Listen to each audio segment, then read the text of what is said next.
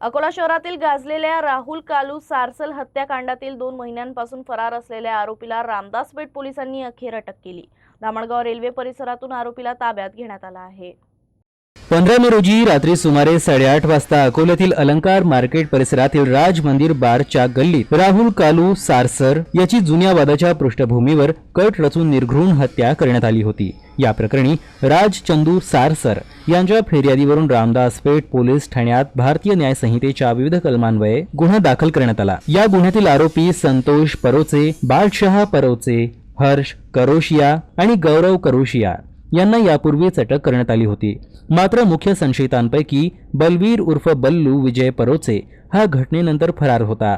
त्याचा शोध घेण्यासाठी पोलिसांनी विशेष तपास पथक तयार करून विविध ठिकाणी रवाना केलं होतं। तपास पथकाला गोपनीय माहितीच्या आधारे आरोपी धामणगाव रेल्वे परिसरात लपून बसल्याची माहिती मिळाली। त्यानंतर पोलिसांनी सापळा रचत आरोपींचा पाठलाग करून त्यांना अटक केली।